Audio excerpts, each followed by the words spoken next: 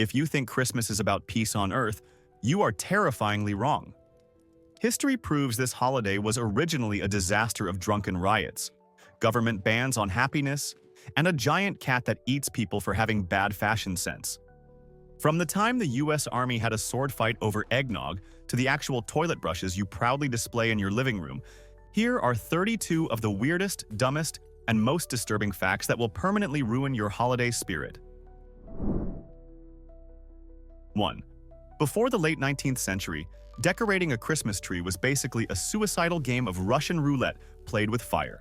People literally glued burning wax candles onto dry, sap-filled pine branches inside their highly flammable wooden houses and just hoped for the best. Families actually had to keep buckets of sand and water right next to the presents to fight the inevitable infernos that would break out in the living room. It wasn't until 1882 that Edward Johnson, a buddy of Thomas Edison, hand-wired 80 red, white, and blue bulbs to a tree in New York. While this was a publicity stunt to prove electricity was safe, the public was initially terrified the lights would explode or electrocute them.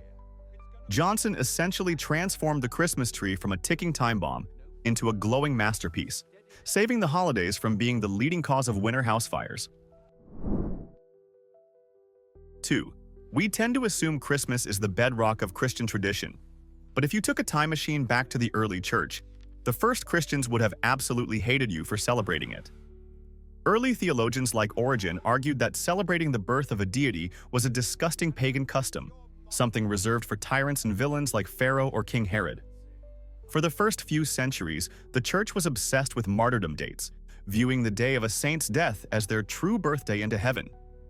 If you had wished an early believer a happy birthday for Jesus, they would have looked at you like a heretic and scolded you for acting like a Roman pagan, proving that the original church leaders were the ultimate party poopers who preferred funerals over birthday cake. 3. If you think the modern war on Christmas is annoying, you should have visited Boston in 1659, where the Pilgrims decided that having fun was a criminal offense. The Puritans who settled Massachusetts were so obsessed with religious strictness that they viewed the feasting, drinking, and relaxing of Christmas as a satanic practice with zero biblical basis. They issued a public notice stating that anyone found observing the holiday by abstaining from work or feasting would be fined 5 shillings, which was a massive chunk of change back then. For 22 years, the land of the free was actually the land where you could go broke just for trying to eat a mince pie or wish your neighbor happy holidays because apparently smiling was a sin in New England. 4. We complain about politicians today, but in the 17th century, Oliver Cromwell and his Puritan government literally declared war on Christmas because they thought it was too much fun. They viewed the traditions of decorating and feasting as heathen disgraces that distracted people from serious, miserable worship. So Parliament passed a law banning the holiday completely. Soldiers actually patrolled the streets of London, physically seizing roast beef from citizens and arresting anyone caught cooking a festive meal or singing a carol. It was a total lockdown on joy where eating a mince pie made you an enemy of the state.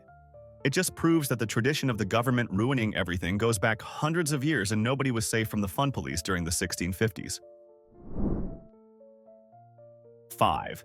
You might assume that the conservative American heartland has been celebrating Christmas since the dawn of time, but Oklahoma was actually the Grinch of the United States. It was the very last state to recognize Christmas as a legal holiday, and they stubbornly held out until 1907. Even though the holiday had been federal law since 1870, the territory was incredibly slow to adopt the formal celebration, partly due to that lingering Puritan influence that viewed the holiday as frivolous nonsense.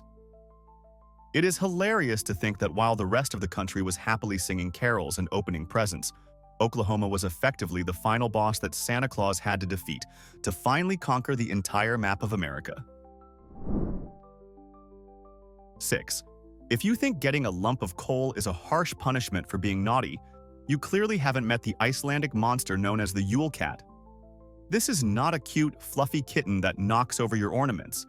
It is a gigantic, bloodthirsty beast that prowls the snowy countryside on Christmas Eve with a very specific dietary requirement. The legend says this monster eats anyone who has not received new clothes for Christmas, acting as the most aggressive and lethal fashion police in human history. It was actually a terrifying psychological weapon invented by medieval farmers to scare their workers into processing the autumn wool harvest faster. Basically, if you were lazy and didn't finish your spinning work, you didn't get a new shirt, and therefore you became cat food for a giant feline with zero patience for your wardrobe malfunction. 7. If you think modern Christmas cards are boring, you should see what the Victorians were sending, because their idea of holiday cheer was absolute nightmare fuel. An incredibly popular and baffling design in the 19th century featured a dead robin lying on its back with its feet stiff in the air, usually accompanied by a cheerful caption wishing you a joyful Christmas. Some historians think it was a dark joke about the death of the old year, or perhaps a pun since British postmen were nicknamed robins due to their red uniforms. But either way, it is incredibly grim. Nothing says happy holidays quite like a stiff, frozen bird corpse delivered by the mail, proving that the Victorians were the original goth teenagers who were obsessed with death even during the happiest time of the year. 8. Nothing screams romance quite like puckering up under a parasitic plant named after excrement, because the word mistletoe is actually derived from two Anglo-Saxon words meaning dung and twig. Ancient people noticed that mistletoe would suddenly sprout on tree branches exactly where birds had left their droppings, since the plant spreads exclusively through sticky seeds that have passed through a bird's digestive system. So, when you are trying to steal a romantic kiss at the office Christmas party, just remember that you are standing underneath a biological monument to avian poop that is slowly strangling the tree it is attached to. Suddenly, the holiday magic feels a little less enchanting and a lot more like a sanitary violation. So maybe just stick to a friendly wave next time you see that green bundle. 9. We actually owe the existence of candy canes to a desperate German choirmaster who just wanted children to shut the hell up. Back in 1670, this man was sick and tired of the local kids being noisy and restless during the incredibly long and boring Christmas Eve nativity services in Cologne. He begged a local candy maker to create white sugar sticks to keep their mouths busy. But to justify giving sweets in church, he added a clever marketing spin. He asked for the sticks to be bent at the top to resemble a shepherd's crook, claiming it was a devout teaching tool about the shepherds visiting baby Jesus. Basically, the most iconic Christmas candy in history was invented as a holy sedative to drug-screaming toddlers into silence so the adults could enjoy the choir in peace. 10. You might want to wash your hands after hearing this, because your beloved artificial Christmas tree has a genuinely filthy origin story. The first mass-produced fake trees were not created by a festive decoration company, but by the Addis Brush Company in the 1930s, a manufacturer famous for making heavy-duty toilet scrubbers. They realized they had a massive surplus of stiff animal hair bristles and green dye, so they simply fed the materials into the exact same machines used to make toilet brushes. They dyed the bristles green, twisted them into a cone shape, and marketed them as the silver pine to sound fancy. So, that vintage tree your grandmother cherishes is technically just a giant festive bathroom appliance designed to scrub porcelain, which makes putting your presents under it feel a lot less magical. 11. If you think cockfighting is bad, wait until you hear about the 19th century British obsession with goose fighting. In the Victorian era, the thirst for holiday blood sports was so intense that pub owners would organize tournaments where two angry geese were thrown into a makeshift ring to battle for supremacy. Geese are naturally aggressive, territorial nightmares, so people would crowd into taverns to gamble their hard-earned wages on which bird would dominate the other in a flurry of feathers and honking. It was considered prime Christmas entertainment for the working class who were bored out of their minds before the invention of television. Thankfully, this brutal tradition died out, probably because people realized that a goose is terrifying enough on its own without turning it into an organized gladiator. 12. Christopher Columbus is usually hailed as a master navigator, but history conveniently forgets that he completely totaled his flagship, the Santa Maria, on Christmas Eve in 1492. After days of partying and drinking to celebrate the holiday, the entire experienced crew decided to pass out, leaving the ship's wheel in the hands of an untrained cabin boy. Naturally, the kid immediately steered the massive vessel onto a coral reef off the coast of modern-day Haiti, destroying it beyond repair. Columbus was forced to strip the ship for timber to build a fort called La Navidad, meaning the very first Christmas celebrated by Europeans in the Americas was actually the result of a drunken shipwreck caused by a designated driver who didn't know how to drive. 13. Your wild office party has nothing on the ancient Roman festival of Saturnalia, which is the direct, chaotic ancestor of our modern Christmas. Held in mid-December, this week-long festival was basically the purge, meets a frat party where all social norms were thrown out the window. Masters would serve dinner to their slaves, gambling was legalized for everyone, and citizens ran through the streets screaming and drinking until they passed out. The early church realized they could never stop people from partying this hard, so instead of canceling it, they strategically placed Christmas right in the middle of the calendar to co-opt the celebration. They essentially took a pagan rave, slapped a holy label on it, and rebranded it as a religious observance to make the conversion process easier. 14. Teddy Roosevelt might be famous for his rough-riding persona, but he was also the Grinch of the White House who banned Christmas trees during his presidency. As a hardcore conservationist, he believed that cutting down trees for mere decoration was a wasteful destruction of nature, so he forbade his family from having one. However, his young son Archie was not about to let his father's environmental politics ruin the holidays. Archie smuggled a small tree into the White House, hid it inside a sewing closet, and decorated it in secret with the help of the staff. When he finally revealed it on Christmas morning, the president was reportedly more amused than angry, proving that even the most powerful man in America can't stop a determined kid who just wants a place to put his presents. 15. If you traveled back in time to meet Santa Claus 150 years ago, you probably would have called the police because he looked nothing like the jolly figure we know today. Before his image was standardized in the 20th century, Father Christmas was typically depicted as a stern, lean figure wearing green, brown, or blue robes to symbolize the coming of spring and the spirit of nature. He looked less like a Coca-Cola mascot and more like a wizard from a low-budget fantasy movie. While it is a myth that the soda company completely invented the red suit, their massive marketing campaigns definitely helped kill off the green version, effectively rebranding an ancient folklore figure into the color scheme of a soda can for the rest of eternity. 16. Millions of Americans proudly hang a glass pickle on their Christmas tree every year, firmly believing it is an old-world German tradition known as the Weihnachtsgurke. The story claims that the child who finds the hidden pickle gets an extra present. But if you ask an actual German about this, they will look at you like you are insane because they have never heard of it.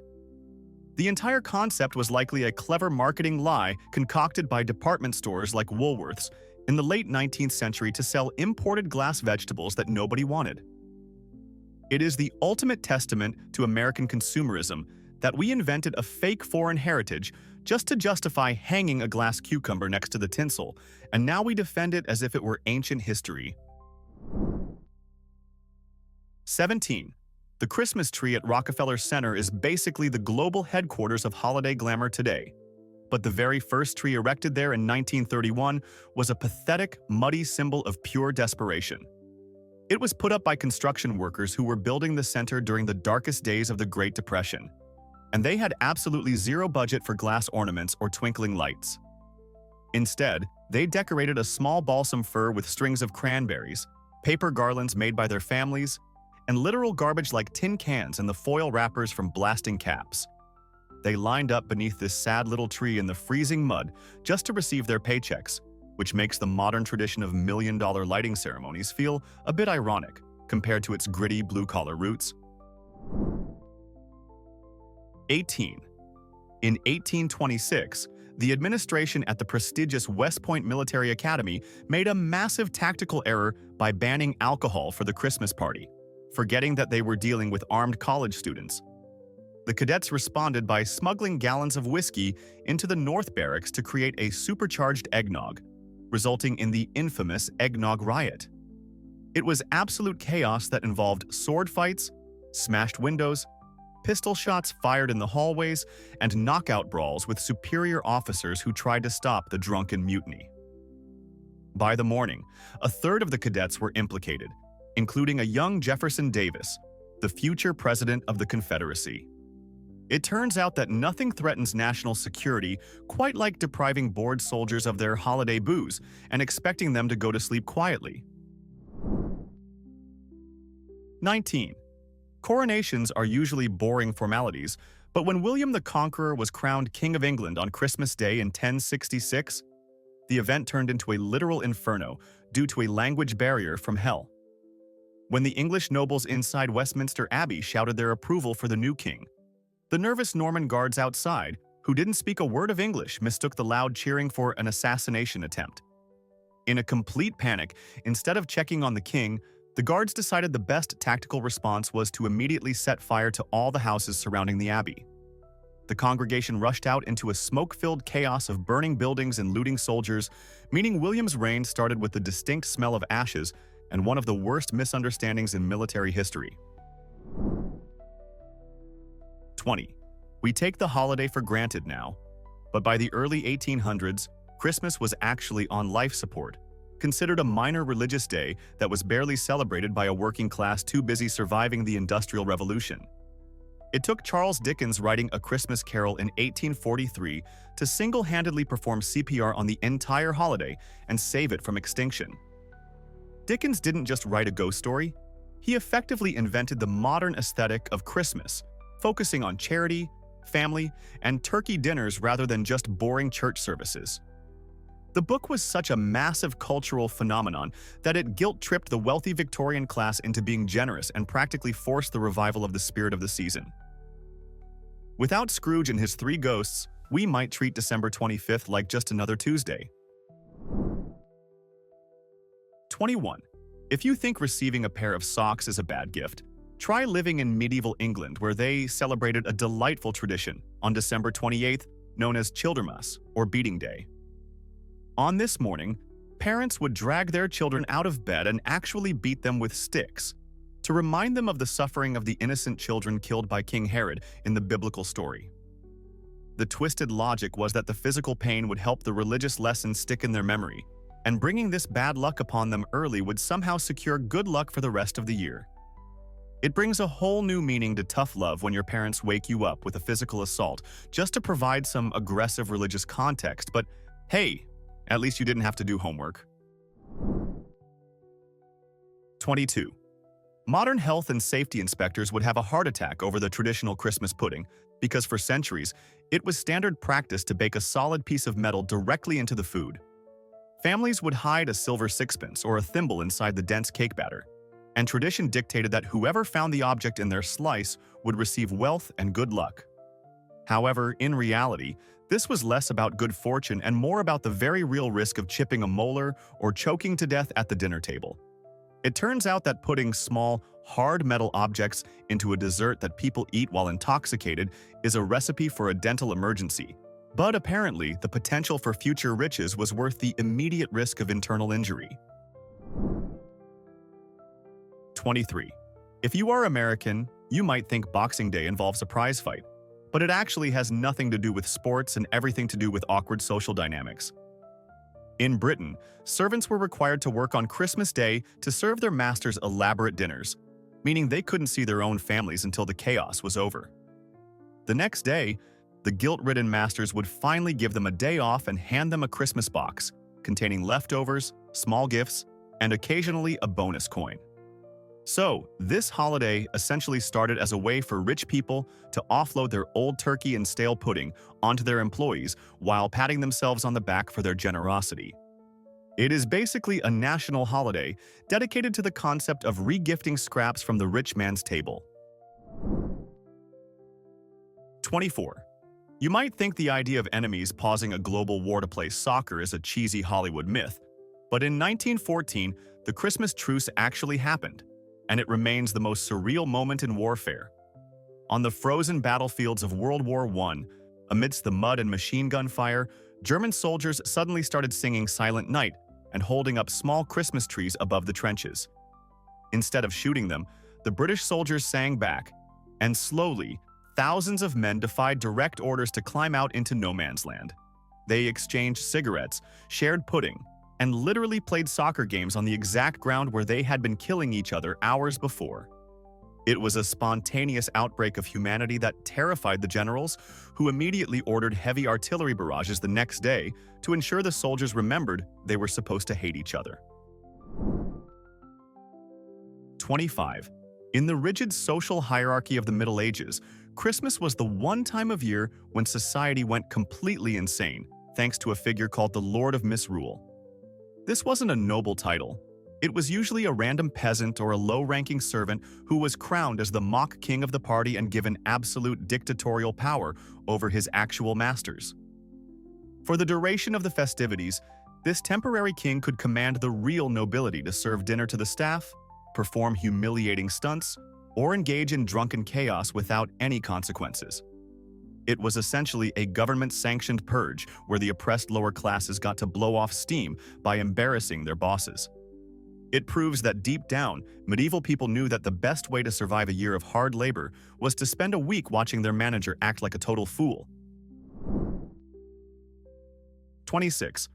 Fidel Castro is famous for cigars and revolutions, but in 1969, he literally became the Grinch who stole Christmas from an entire island nation. The Cuban government officially made the holiday illegal, not just because they were atheists, but because Castro decided that festive joy was a massive distraction from the all-important sugar harvest. He wanted every single person in the fields cutting cane to hit a 10 million ton quota, so he declared that Santa Claus was effectively an enemy of economic progress.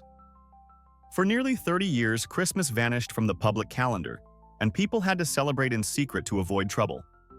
The ban wasn't lifted until Pope John Paul II visited in 1998, proving that even a hardcore dictator will eventually cave to peer pressure if the Pope threatens to show up at his house. 27. You probably think of church services as quiet, respectful places, but medieval France had a tradition called the Feast of the Ass that was completely unhinged.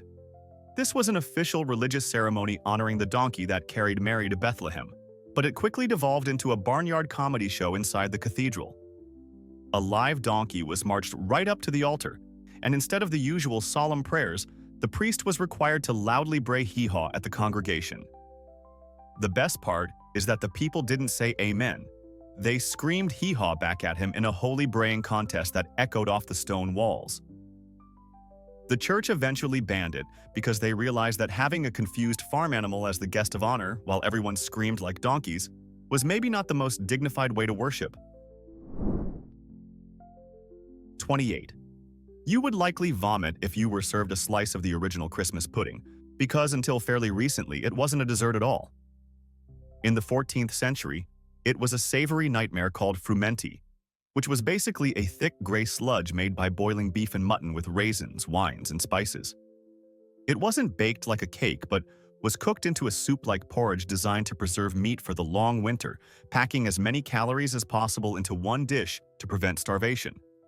Over the centuries, the meat was slowly swapped out for sweetened sugar. But just remember that your sweet holiday treat started its life as a preserved meat smoothie.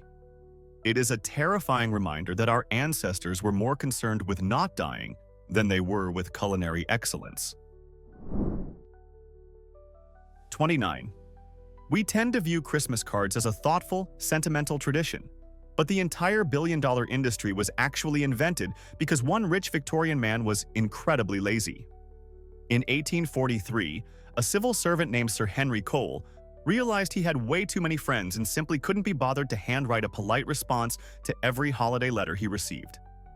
Instead of sucking it up, he hired an artist to draw a festive scene, printed 1,000 copies with a generic greeting, and mass-mailed them to everyone he knew to save time. Basically, the greeting card exists solely because a British guy wanted to automate his social life and avoid the hassle of actually talking to people, proving that extreme laziness is often the true mother of genius inventions. 30.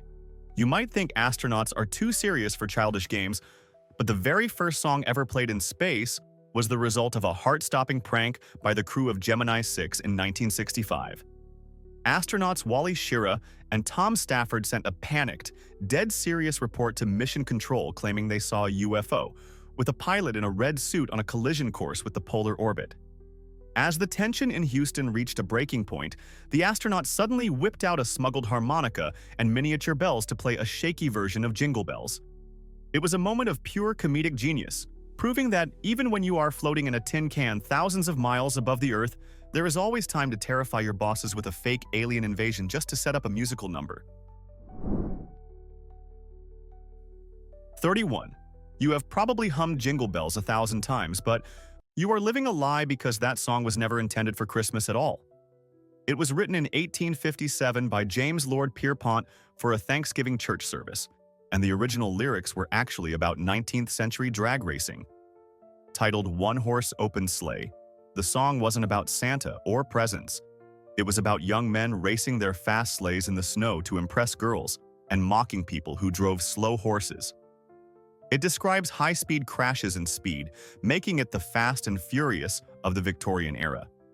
It only became a Christmas staple because the melody was so dangerously catchy that people refused to stop singing it after Thanksgiving was over, proving that a good beat cares absolutely nothing about calendar logic. 32.